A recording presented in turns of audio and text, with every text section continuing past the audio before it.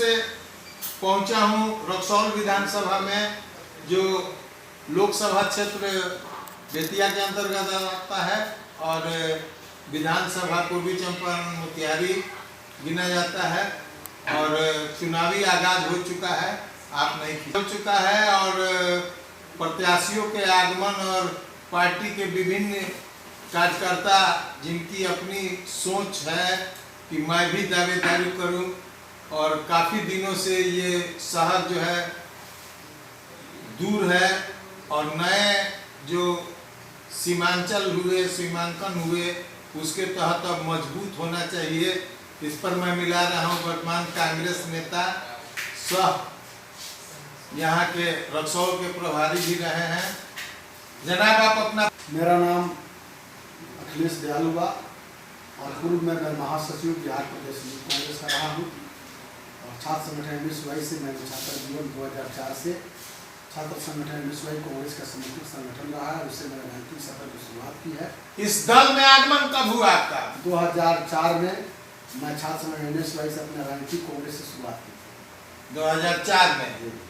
और उसके बाद आप किन किन पदों पर रहे? 2004 से लेकर 2010 तक NSY का मैं नगर का अध्यक्ष, कॉलेज का अध्यक्ष और मंडल का अध्यक्ष रहा।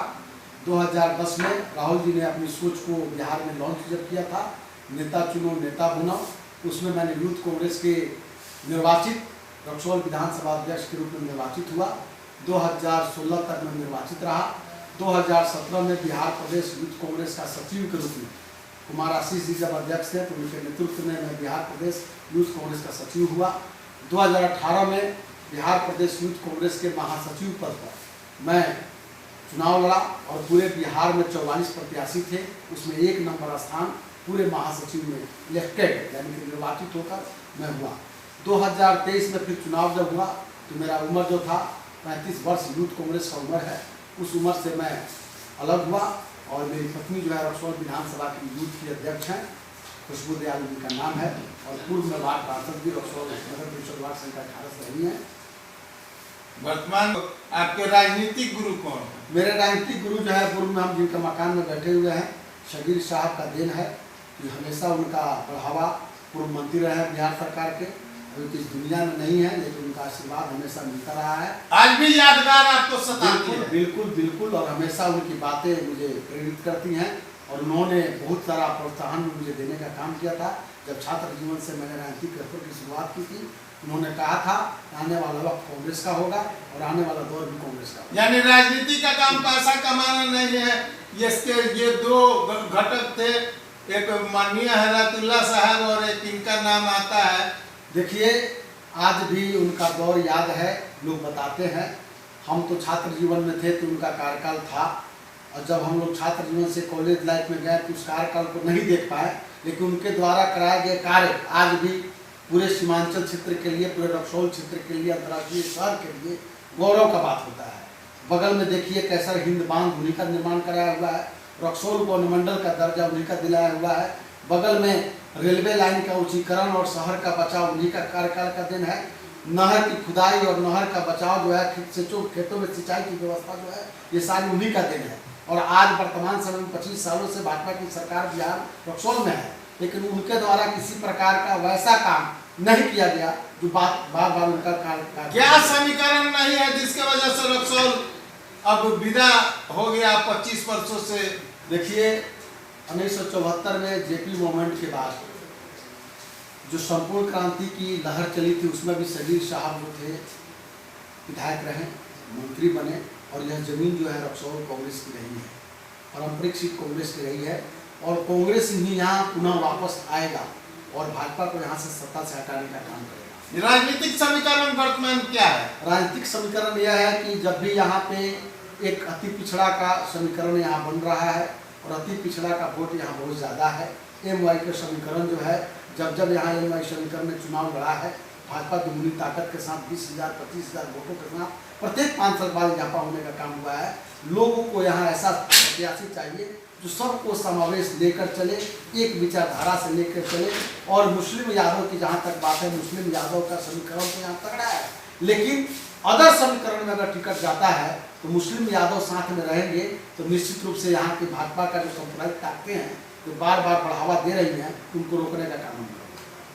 और वर्तमान ये जो रक्सौल विधानसभा क्षेत्र है उसके आम आवाम से आपका क्या गुजारिश है? देखिए, विगत 10 वर्षों से यहाँ से रक्सौल नगर परिषद के 25 वार्ड हैं और पूरे पंचायत में हम जीतते आते हैं। रक्सौल प्रखंड का 13 पंचायत है, आदापुर का 17 पंचायत है और नगर परिषद का 25 वार्ड है। पूरी जगह से हम जीतते आते हैं। जैसे ही 25 नंबर 26 नंबर बूथ पर आते हैं रक्सौल नगर परिषद में और 63 बूथ जाता है नगर परिषद के अंदर और यहाँ आते आते 15,000 बूथों से भाजपा यहाँ लीड कर जाती है नगर परिषद में। जो 15,000 जाते जाते 17 पंचायतों में जब हम जाते हैं आदापुर में तो उसको दबा नहीं पाते हैं। लेकिन हमारा मानना है कि प्रखंड में जहाँ तक मेरी वोट का समीकरण है वो वोट कहीं मिलने नहीं जा रहा है, बढ़ेगा ही, क्योंकि सारे लोग जो है इस बार भाजपा की तरफ पूरी तरह हराने के लिए वोट बना चुके हैं। और नगर परिषद की जहाँ तक बात है, नगर परिषद में 70% समीकरण हम लोगों के साथ है और लोग की इच्छा भी है, क्योंकि शहर में ड्रेनेज सिस्टम की व्यवस्था नहीं है, शहर में लाइट की व्यवस्था नहीं है, शहर में बहुत सारी सुविधाएं नाराज है। और बगल का पंचायत आप देख सकते हैं, जो भी पंचायत अगल बगल में जुड़ा हुआ है, चाहे रक्सौल का हो चाहे आदापुर का हो, सारे मुद्दों के अभाव में सब मुद्दे विहीन हो चुके हैं। सारे लोग चाहते हैं कि अब की बार बदलाव करना है। 5 साल का युवा, आम जनता और युवा वर्तमान माई बहन योजना चल रही है, सभी माताओं बहनों से आपका क्या अनुरोध है इस रक्सौल विधानसभा की? देखिए, माई बहन योजना का बेहतर रिस्पॉन्स मिल रहा है। सारे लोग अपनी इच्छा से आकर इस योजना से जुड़ रहे हैं और उनका कहना है कि 20 वर्षों में जो सरकार 400 रुपये महीने वृद्धा पेंशन हो, विधवा पेंशन, निःशक्त पेंशन हो, ये सारे 400 रुपये 2500 रुपये का दिन है कि नीतीश सरकार दबाव में आई है, एनडीए सरकार बिहार की डबल इंजन दबाव में आई है और 1100 रुपये महीना किया है। चुनावी लॉलीपॉप दे रही है। हमारी सरकार झारखंड में है, हमारी सरकार कर्नाटक में है, हमारी सरकार तमाम में ये लागू है। हमारी जहाँ भी सरकारें हैं उस सरकार में 2000 रुपया महीना मिलता है महिलाओं को। और उसी तर्ज पर हमारे नेता न्याय योद्धा राहुल गांधी जी की सोच है कि बिहार में जब हमारी सरकार इंडिया गठबंधन की बनेगी तो 2500 रुपया प्रति महीना आर्थिक रूप से कमजोर जो महिलाएं हैं उनके खाते में जाने का। ये छलवा नहीं है, दिखावा छलावा नहीं है। दिखावा कांग्रेस पार्टी नहीं और ये करती करके है। जो दिखाती करती है, जो कहती है, वो करके दिखाती है। और कुछ कहना है? देखिए, आपके चैनल के माध्यम से हम कहना चाहेंगे कि जो भी लोग इस न्यूज़ को देखेंगे, निश्चित रूप से बिहार के 38 जिलों में 243 विधानसभा में सभी जगह 101 अनुमंडल में सभी जगह यह योजना चल रहा है। ज़्यादा से ज़्यादा इस योजना में अपने नाम को रजिस्टर्ड करावें और रजिस्टर्ड कराकर इस योजना का लाभ उठाने के लिए संकल्पित हों, क्योंकि बहुत हुई डबल इंजन की सरकार बिहार में खटारा हो चुकी है। नीतीश कुमार का मानसिक संतुलन बिगड़ चुका है और जब जब प्रेशराइज होता है जाते हैं प्रणाम करने, भक्ति में लीन हो जाते हैं, बोलना चाहिए कुछ और बोल देते हैं। निश्चित रूप से अब समझ चुकी है जनता कि सरकार बदलना होगा और ऐसी सरकार देना होगा जिस सरकार से बिहार को जिसकी तेज रफ्तार हो और इस रफ्तार के साथ इस सरकार बिहार में सरकार बने और पूरी तरह से हम आगे बढ़ने का काम करें। धन्यवाद।